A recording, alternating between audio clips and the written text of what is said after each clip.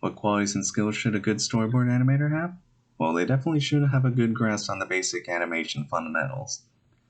Such as squash and stretch, anticipation, staging. Staging is definitely the most important one, with how the characters and objects are all placed within the shot, and how it helps convey the emotions and concept of what's happening in the scenes. Another thing that's definitely important is that they know how to match the style of the project. Not only is that just important to getting what you're working on done, it is also just a good skill to know that you're flexible with your style.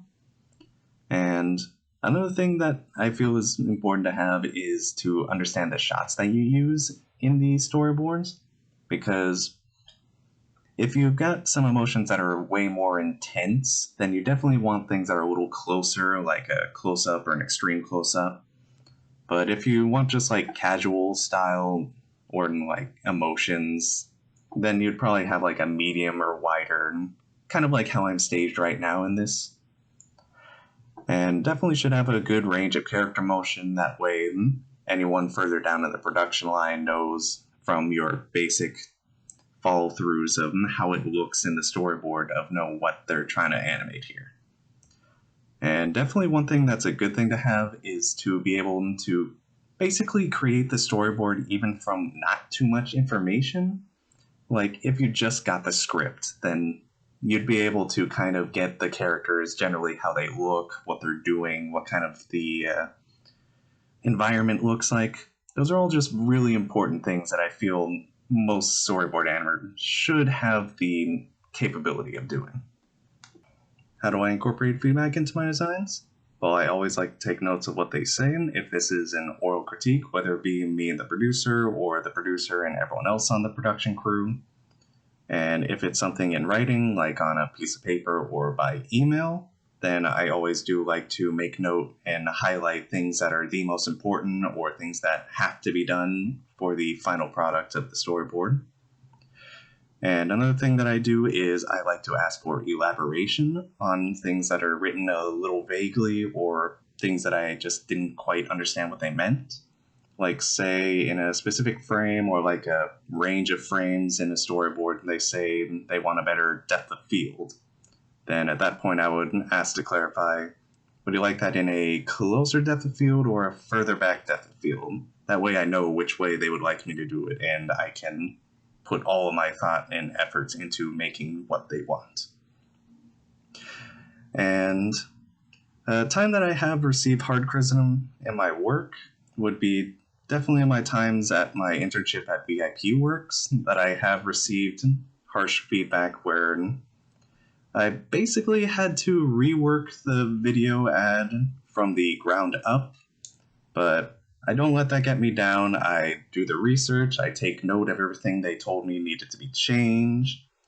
I go back, make sure to apply all of the things between the research that I made further on the client and the feedback that I received from my peers and superiors, and basically built upon those to make an even better product that the client liked in the final end.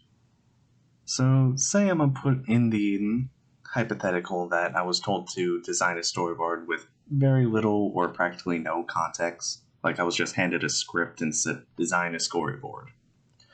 I would basically like to ask them any specifics, specifically like tone, emotions, or character traits that are for prominent characters. Tone would basically be to discern, is this going to be like a bright and cheery or a dark and dreary kind of art style?